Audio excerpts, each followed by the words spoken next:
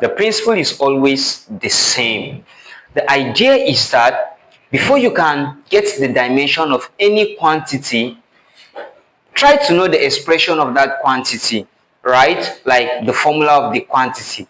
That is the very basic principle. So let's proceed. Now, the value of x, y, and z respectively in the expression, this expression MLT for the universal gravitational constant GR. So what is the formula for universal gravitational constant? That's the first thing you ask yourself. You should recall that force, the gravitational force, is equal to what? G m1 m2 over r square, right? So what they are asking us is the dimension of this G.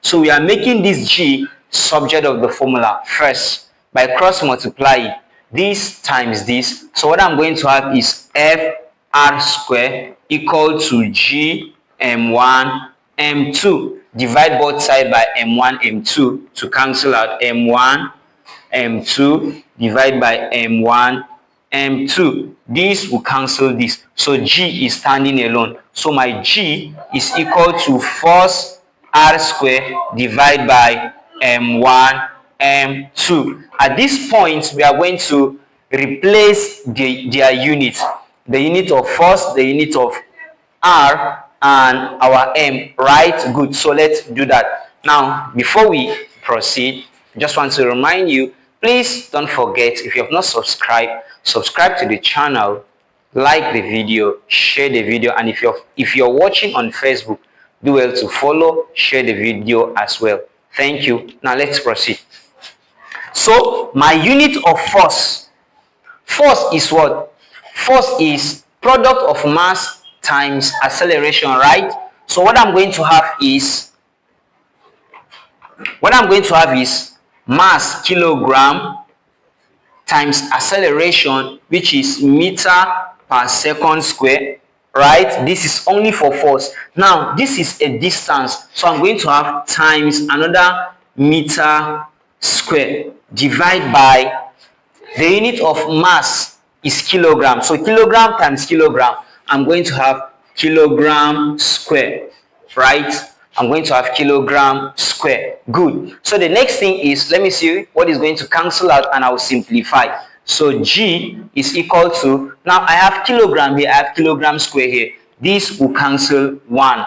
1 kilogram is going to remain. So here I have m times m square. So this is going to give me m cube. I have m cube per second square divided by my kilogram, right? Now let me simplify it the more. Now, based on our law of indices, if I have this thing is the same thing as 1 over kilogram, right?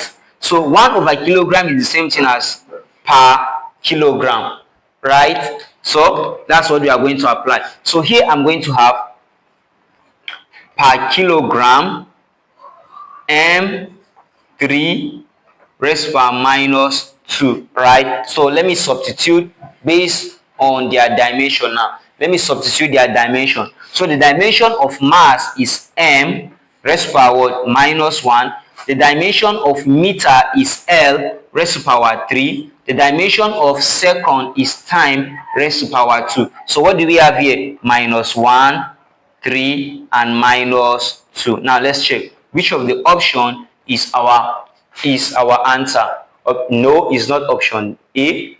You see, option B, minus 1, 3, and minus 2. So B is our correct answer. Thank you. Don't forget to subscribe. Bye.